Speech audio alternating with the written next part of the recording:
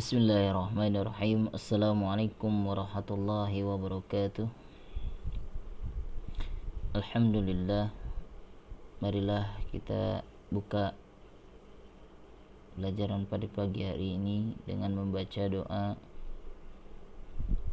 awal majlis. Bismillahirrahmanirrahim.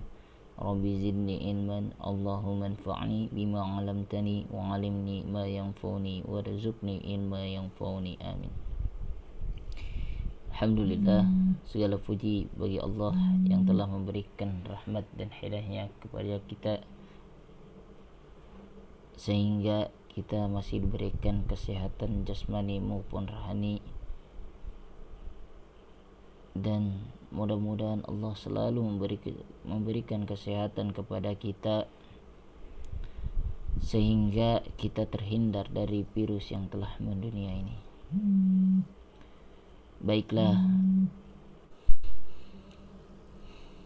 Oke, pembahasan yang kedua ini adalah khusus untuk 7 ruang 2, yaitu membahas tentang Umar bin Khattab, tegas dan pemberani.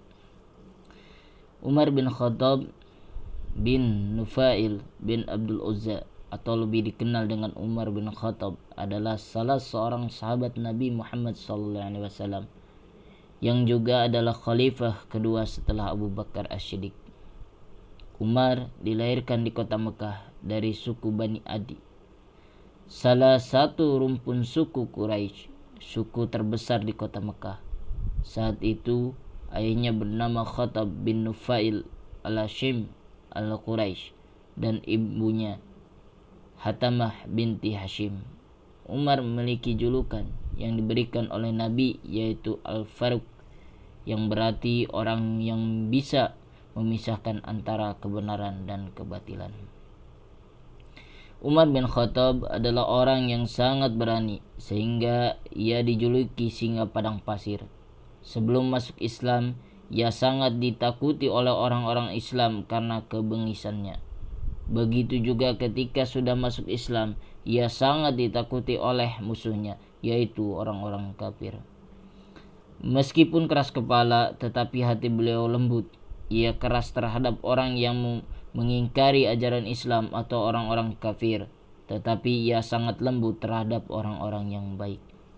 Ketika menjadi pemimpin, ia selalu mendahulukan kepentingan orang banyak. Ia tidak pernah mendahulukan kepentingan sendiri. Prinsipnya, lebih baik tidak makan dan tidur di lantai daripada makan enak dan tidur di istana sementara rakyatnya menderita. Pada satu malam,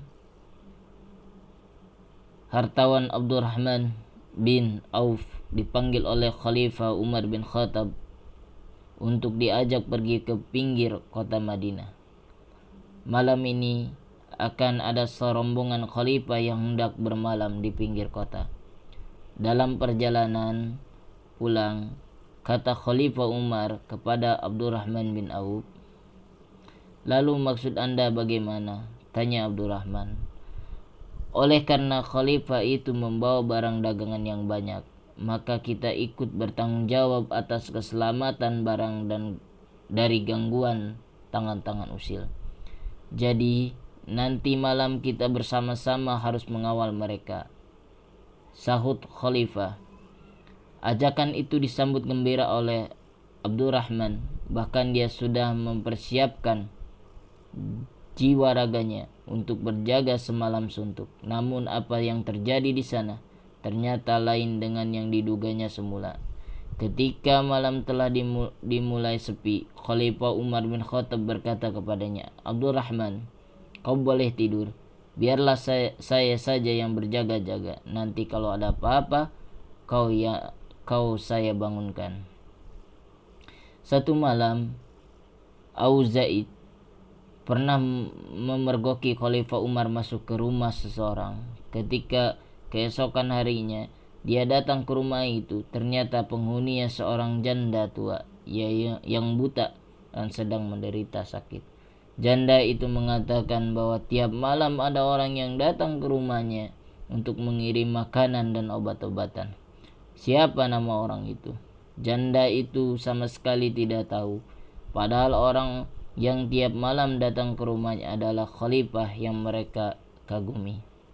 Satu malam Khalifah Umar berjalan-jalan di pinggir kota. Tiba-tiba didengarnya rintihan seorang wanita dari dalam sebuah kemah yang kumal. Ternyata yang merintih itu seorang wanita yang akan melahirkan. Di sampingnya suaminya kebingungan. Pulanglah Khalifah ke rumahnya untuk membawa istrinya Ummu Kulsum untuk menolong wanita yang akan melahirkan itu. Wanita yang ditolongnya itu pun tidak tahu bahwa orang yang menolongnya adalah Khalifah Umar, Amirul Mukminin yang mereka cintai.